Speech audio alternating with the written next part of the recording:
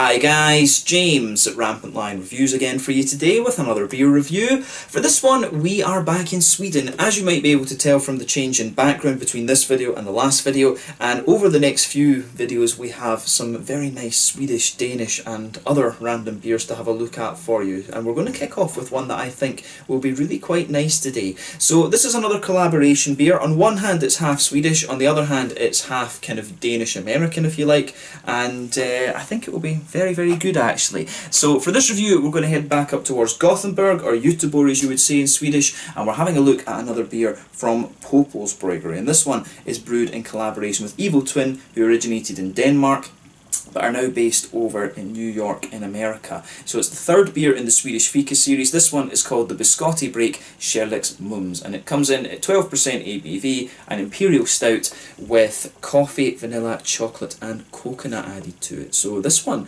should be really very nice actually. I'm really curious to see how this turns out. So the other beers that have been released in this series, there was the original Swedish Fika, which was probably my favourite one so far. Then there was the cinnamon buns, but I forget, was that called kanelbullar in Sweden? It was called cinnamon buns in the English-speaking countries or other countries. I can't quite remember, but the second one was basically based on the cinnamon buns, and it had cardamom and cinnamon added to it, and this one is based on another type of cake. So the Kärleksmums is, it's got coconut sprinkles on the top, it's got chocolate, vanilla and a little bit of coffee added into it as well. It's almost, I can't remember if it's kind of more biscuity or spongy, but you know, you see it in a lot of the Swedish bakeries and things over here. So really curious to see how this one turns out. As I said, I've enjoyed the other beers in this series, and hopefully this one turns out to be nice as well, and I hope that you guys enjoy my take on it. So as always with my reviews then, I'll tell you a little bit about the breweries involved here before we taste the beer. If you want to get straight to the tasting, just fast forward. All the usual links are in the description below. That's the brewery website, the link to my other reviews that I've done both from Poppels Bryggeri and from Evil Twin Brewing. No doubt there will be more from both of those breweries at some point in the near future. There's all the usual social media down there as well. If you want to see more reviews, do please consider subscribing to the channel. The whole channel of course has a geography based tagging system, so you can go into the homepage and search for beer based on country, city, state, county, prefecture, whatever it is you're interested in. Do check out the playlist of beers from different countries. There is one there for all the Swedish beers that I've reviewed for you, one for all the Danish and another one for all the Americans. This one probably will appear in all three of those because it's got connections to all three of the countries. And as always, please do get in touch and let me know some of the other beers and breweries that you guys would like to see me review. It's always great to hear from you guys that are watching the videos, and the support that you show the channel is hugely appreciated. So anyway, to tell you a little bit about Poppels Bryggeri first off then, since these guys are kind of the home brewery, this is where it was brewed. So Poppels Bryggeri, as I've told you before, were originally based in a little town called Mölnlycke to the southeast of Gothenburg, but they're now based in Jonserad, which if I remember correctly is kind of northeast-ish of the city. But the brewery is named after that which was owned by Johan Poppel, who was a well-known German-Swedish brewer, and he spent most of his life in Varberg to the south of Gothenburg before heading up to Gothenburg itself. But he was born sometime between 1605 and 1610 in Lower Saxony, which I believe is Saxon-Anhalt, if I'm remembering my German provinces properly. But he moved to Sweden with his family in the 1620s, and he met his wife Katarina Krakow sometime between 1624 and 1628, and then he went on to found Gothenburg's first brewery with her, officially in 1649, but it's thought they'd been brewing since about 11 years earlier in 1638. But he's also said to have written down the protocol of the city of Gothenburg for the first time in Swedish, as opposed to being written in German. But the brewery apparently remained in the Poppel family for a number of generations, and the most famous site of this brewery in Gothenburg was at Stigbergstorget. But the current brewery was founded back in 2012 in Mölnlycke on a site that was apparently owned by the Poppel family. There's 15 owners, and they're basically just all beer lovers who put their money together and founded the company, and they basically focus on the pairing of their beers with food. The current head brewer is Daniel Granat, and he's apparently a bit of an experimenter and a perfectionist. He brews his beers many times before he allows them to be released, and he also reads a lot of blogs and, you know, keeps up to date with current beer trends and things like this, learning about new ingredients and stuff like this. So a really kind of perfectionist brewer, if you like. But in 2015 these guys moved to their new site in Jonserad, which as I said is out to the east of Gothenburg. This has a restaurant and a shop, and they also boast the title of Sweden's largest organic beer producer as well, which is pretty cool actually. This is a brewery that I need to go out and visit at some point, and the beers that I would say to look out from Poppels that are always quite interesting are the Project series. But that said, I haven't actually seen one of those released in a little while. This is the middle of February 2020, and I honestly can't remember when the last time I saw the Poppels Project beers was. But a number of the beers that they have, the Russian Imperial Stout, that started out as a Project beer. I think the double IPA that they have as well started out as the very first Project beer, and the Russian Imperial Stout was number 2 or number 3. But we used to get those fairly regularly through the small partiers in Systembolaget, but I think with the Swedish breweries having their release every month essentially, which is good, I think they've not been doing so many of the Project series. But do correct me on that if I'm wrong. I just haven't seen one in a little while. Most of the Poppels beers that I've had in recent times have been collaborations and things. But yeah, it'd be cool to review a few more of their own beers rather, at some point in the future. But a really nice brewery, this one. Hopefully I can get up and check out their restaurant at some point. That's definitely another out and about video for some time in the future. So yeah, that's all you really need to know about Poppels Bryggeri for the moment. The Russian Imperial Stout, the double IPA are both very nice beers. I'm trying to think what else I've had from them. But yeah, a really interesting brewer. This one of the bigger by volume producers in Sweden these days, but they're still producing some pretty nice beer, I have to say. So yeah, if you want to learn more about Poppels, check out the brewery website. You can follow them on Facebook and Instagram to keep up to date with the latest goings on, and of course you can check out the Rate Beer and Untappd pages as well, which they've got information on a lot of the different beers that they do. But yeah, on to the Danish-American side of things then. So as you probably know already, Evil Twin Brewing is a Danish gypsy brewer. And it was founded by Jeppe Jan Bjergso, who of course is the brother of Mikael Bjergso, the big boss at Mikkeller. And they founded the company back in 2010, and it was largely inspired by the lack of craft beer in Denmark at the time. So Jeppe began home brewing in the same beer group that gave birth to Mikkeller, and he also went on to found his own beer shop in Copenhagen, which is called Ølbutikken. He sold that on, and I think it's shut down quite recently. I think it was last year in 2019 or the very end of 2018 that Ølbutikken shut down, unfortunately. But he's also started an import business. He also started an import business that was attached to that shop. So he was bringing a lot of American beers into Denmark and was one of the first ones to do this. But he later decided that it would be fun to sell his own beers in his shop as well, and they also distributed the very early Mikkeller things as well. But Jeppe had agreed an import deal, an export deal, with 12% imports to send his beers over to America, and he moved out there with his wife in 2012. He based the company in Brooklyn in New York, and they've been there ever since, and their beer is brewed at a variety of different host breweries across the world. Some of them are brewed here in Sweden, of course, at Poppels Bryggeri. Is it 2 Cents Brewing up in Connecticut that they brew a number of things in as well? And I think there's another brewery in Pennsylvania that brews a number of their beers too. So yeah, they've got contract brewing things with a number of other breweries as well. I don't know how actively involved Jeppe still is in the brewing side of things. I think he sort of designs the recipes and then tells the breweries to brew it, basically. But yeah, it's an interesting brewery, this one. They've always got some very, very interesting beers, and if you haven't tried some of them already, I recommend that you do that. So yeah, Evil Twin is one of the breweries that you definitely want to check out. Originating in Denmark, now based over in America, of course. But yeah, that's all you really need to know about Evil Twin Brewing for the moment. A very prolific brewery. There's always new things coming out from these guys, and that's one of the great things about the gypsy brewers, of course. But if you want to learn more about them, check out the website. You can follow them on Facebook and Instagram to keep up to date with all the latest goings on, and of course you can check out the Rate Beer and Untappd pages, and I guess Beer Advocate as well, for more information on the beers that they've done. But their website, if I remember rightly, does have a fairly extensive list as well. So yeah, let's get on and actually have a taste of this beer then. I'll just let you, pardon me, have a little look at the artwork of this one before we open it up. As you can see, the artwork on this is pretty much the same as the other ones in the Swedish Fika series.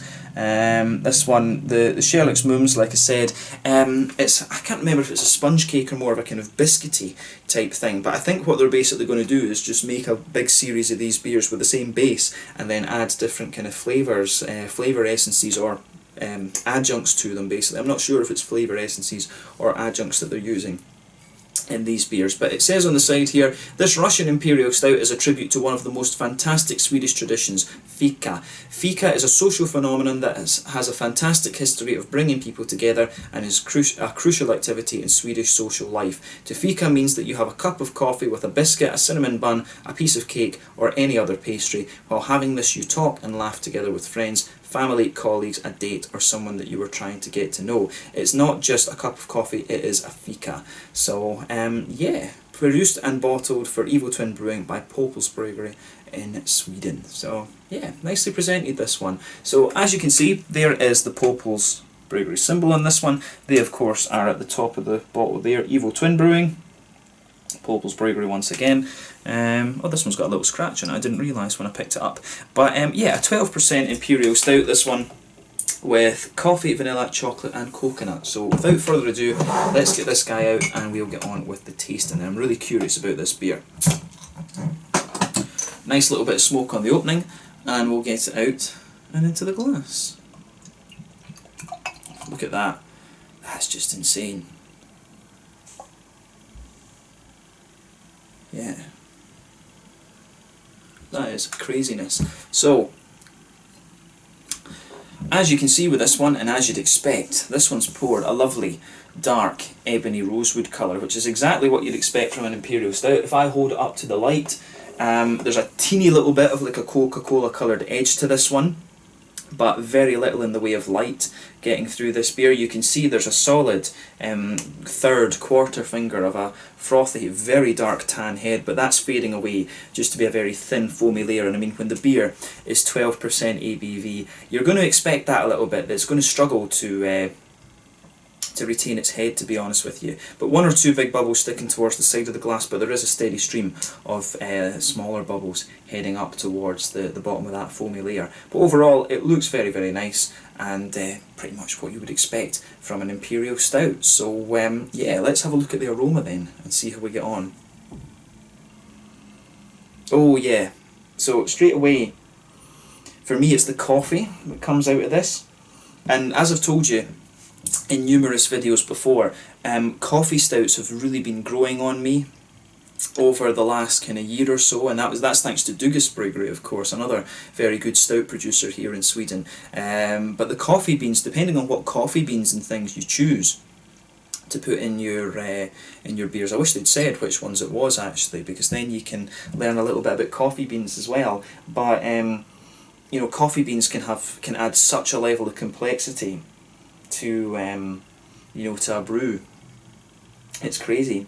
But yeah, the coffee really forms the backbone of the beer.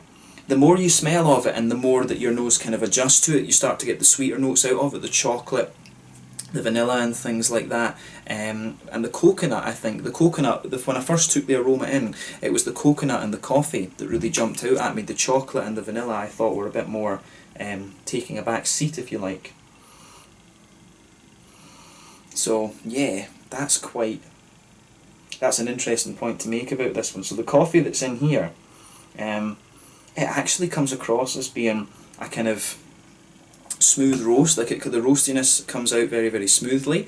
You've got some, it's got a little touch, I think it's got a wee touch of a floral note to it, and there's definitely some kind of fruity notes to it as well. As I've told you in other videos, when it comes to coffee beans, it's all to do with the height above sea level at which you grow the coffee bean, and of course the region in the world that it's grown in, like Ethiopia or South America or whatever, that's also going to have an influence on it, the minerals in the soil and stuff. But to me, very smooth roast, a little bit fruity, and also some kind of floral notes too. But the chocolate that comes out of this, it's about 60% cocoa for me. It's got some milky elements to it, but that might be the vanilla giving the impression of the chocolate being a little bit more milky than it actually is.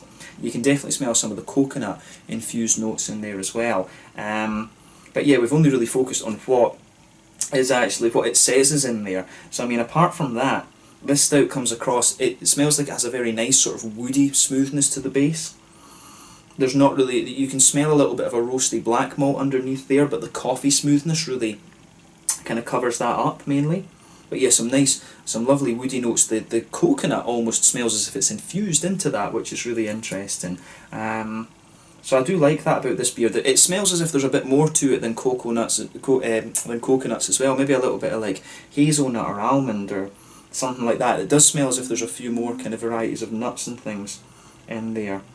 But yeah, I do get that out of this too. On the hoppy side of things, you pick up a little bit of earthiness out of this one. There is a little element of grassiness too. Bear in mind, I'm drinking this beer pretty when it's pretty young. You could age this for a good while if you really wanted to, but I wanted to try this and get the review out there, to be honest. But yeah, you do get a little bit of hoppy character out of this, but that would no doubt fade away if you left this beer, like, you know, between 3 months and 6 months. Quite a bit of that would have dropped off, but definitely some nice grassy notes and a little bit of earthiness in there. The earthiness probably would linger right enough. And on the fruity side of things, it's quite interesting. There's a wee bit of a juicy figgy quality, and you do get a little bit of a kind of, there's almost a wee touch of a phenolic kind of medicinal thing going on there as well. But you do get some like black currants or blackberries or something like that. There is a little bit of a berryish note to this one, the more that you smell of it as well. So yeah, a really interesting smelling one, this. The other ones didn't, like I said, I don't think the original one had coffee in it right enough. So this one might be a little bit different from the other two. We'll just need to see. But a really nice aroma on this one. Take a bit of time to appreciate it. And you know, let's have a taste of this one now then. So this one is the Swedish Fika Imperial Biscotti Kärleksmums, based on one of the Swedish cakes that you would have with Fika, of course. A collaboration between Poppels Bryggeri and Jonserad, a little bit out to the east of Gothenburg, and Evil Twin Brewing, originally from Copenhagen, but now based over in Brooklyn in New York in America. 12% Imperial Stout with coffee, vanilla, chocolate and coconut added to it. Let's get stuck in. Slàinte, skål.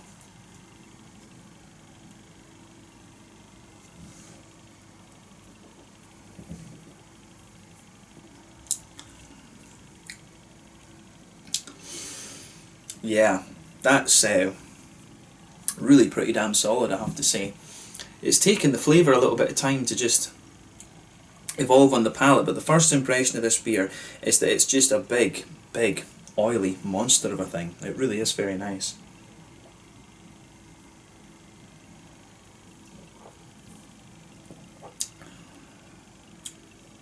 Yeah, I find, I'm surprised at how, when this one has the coffee in it, I'm surprised at how sweet it is, because I'm finding that the coffee is coming out on the middle of your palate just after the you know, it's coming out on the back of your palate just as you go into the aftertaste, really. So that's a really interesting point to make about this one. The coffee, I think, takes a little bit more of a subtle role in the background, to be honest, but when it's an Imperial Stout based on cake, I think that's to be expected.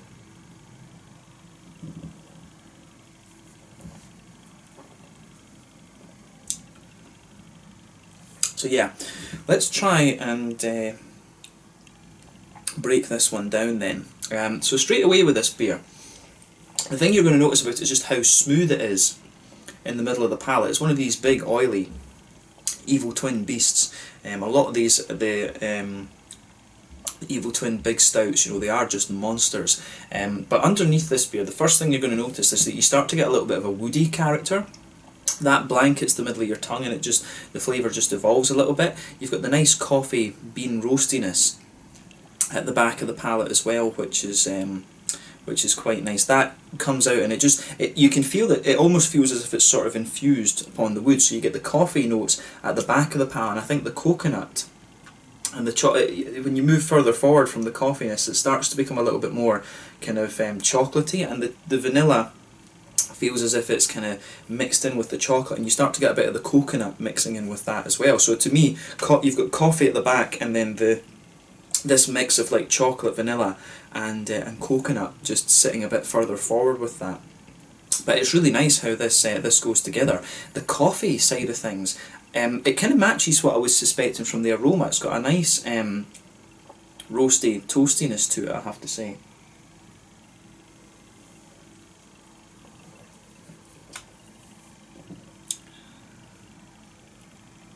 But yeah, it's the coffee notes on this, it does have a very smooth roast, but the impression I get from the flavour as you go further into it, it does have a little bit of a kind of floral energy to it, which is quite interesting. It really has that a bit of a floral vibe. You can feel it kind of jumping off the palate a little bit, which is nice. But as I say, when you move further forward on the palate, if you go to the very centre of your tongue, it's got a very kind of syrupy, big, oily type of brown sugary note. It does taste like a little bit like a very kind of treacly molasses sort of thing, but then when you go further forward from that, that's when you start to get the chocolate, the vanilla kind of flavours mixing in with that. So it gives you the impression of a milky chocolate, but that evolves again as you go further into the aftertaste, and you maybe get a slightly higher, like I would say the sweeter parts are like 60%-ish cocoa, and as you go further into it, it starts to become a more kind of 70-80% cocoa actually.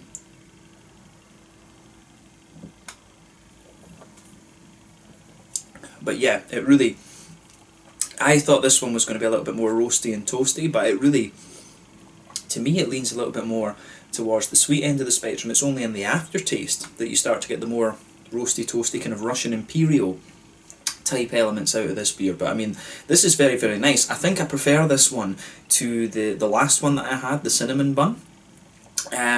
And that's, you know, some people will have liked the cinnamon bun a bit better because, you know, Swedes love cinnamon, and I've kind of, it's grown on me a lot since I've been here as well. But I think I prefer this one. Is this better than the original? I'm not quite sure, to be honest with you, because I remember the original had a special batch of biscuits in it that were only released like once a year or something like that. But this one is really quite. I think this one's. I like this one better than the second one. I'm not sure if I'd like it better than the first. It would have been cool, of course, to do a comparison of all three of these, but that's pretty much impossible now. So yeah, this is a lovely kind of, as for a Russian Imperial Stout, as they're saying it is, it definitely leans towards the sweeter end of the spectrum, and the way that this malt base goes together is very nice. And it just dries out a little bit the further that you go into the aftertaste as well.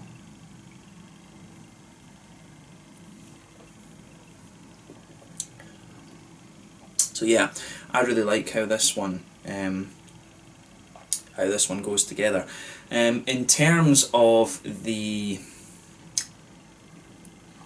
hoppy side of things, then you do get a good little bit of earthiness sitting in the back corner of your palate here, and it's quite a strong earthiness, but at the same time it smooths out quite nicely. I mean, as you come further forward along the sides of the palate here, it really smooths out. There's a wee teeny little bit of floral note in the front corners of the palate, but that earthiness really does spread quite far forward, and then round the very front curve of the palate you just get a little bit of that grassiness. As I said earlier, if you age this beer, that character is kind of going to fade away a little bit, but the fruitiness that you get out of this beer is very interesting too.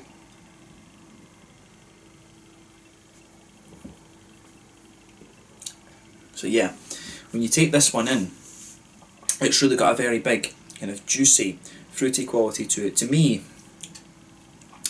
it's not quite phenolic, but it's got a big, juicy, kind of figgy note to it. It's not quite got the sharpness that you would get of raisins. Maybe it's a bit more like a kind of plummy note when you take it in, but then it very quickly juices up and becomes more a little bit more fig-like, and then the further you go into the aftertaste, it gets a little bit more kind of blackcurranty and blackberry-like as well. So that's it's really interesting how the fruitiness evolves on this one, because you get the coffee, the kind of more roasty elements of the coffee pushing their way up on the back of the palate, but in the middle of the palate some of the sweetness lingers there. Then at the front you've got a little bit of the grassiness, and you've also got these big oily fruity characters coming out of the beer. But this one, as I say, is really quite nice. I like this better than the cinnamon bun. Not quite sure about the original one. I can't remember the original one too well actually, but this one really ticks a lot of boxes for me. But bear in mind that I've been getting very into coffee stouts over the last little while. But big thumbs up to both Poppels and Evil Twin Brewing for this one. In terms of the overall Russian Imperial Stout, definitely one of the sweeter ones and one of the more oily ones that you're going to find in this style bracket. So in terms of the mouthfeel then, to finish off, I'd say this beer is pretty full-bodied. The carbonation's very smooth. As I said a second ago, big oily mouthfeel more than anything else. In terms of bitterness IBUs, what's this going to be, about 50, 60 IBUs, something like that. You get a good bit of earthy bitterness there, but overall the smoothness that this beer has probably takes away some of the impression of so it probably takes away some of the impression that you get of of bitterness in the beer. Overall, the malt base, it has a bit of dryness later on, but really it's a big, smooth, very kind of sweet kind of thing, and you've got some lovely big oily fruity characters to this beer as well. But overall, very, very nice beer, this one, and I'm glad that I was able to review it for you here on the channel. So yeah, let's leave it at that for this one. This one was the Swedish Fika number 3, the Biscotti break, Kärleksmums. There's not really a translation of that, but Kärlek is like sweetheart. I don't know if mums is, I don't think that's a reference to mums. I think it's just the cake, sweetheart, mums, I don't know.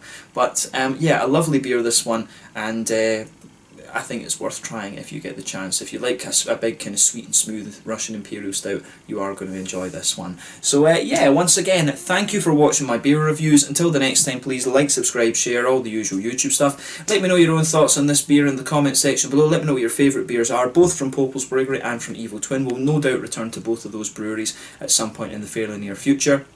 And as I say, check out my social media, and I will catch you guys very soon. Pick up this beer while you can. I've got a feeling it's not going to be around all that much longer, so make sure you get this if you have the chance. We are going to publish 2 videos a day over the next little while, because I've ended up with a bit of a backlog of beer and beer videos, so you will be seeing 2 videos for a day over the next maybe 2-3 weeks, something like that, so we can get stuff out there. But I hope you enjoy those, and I will catch you guys very soon. This one is the Swedish Fika number 3 Biscotti break Kärleksmums, a collaboration between Poppels Bryggeri in Gothenburg and Evil Twin Brewing, the Danish-American gypsy brewer. Slanja, skål, make sure you check out this beer. Cheers.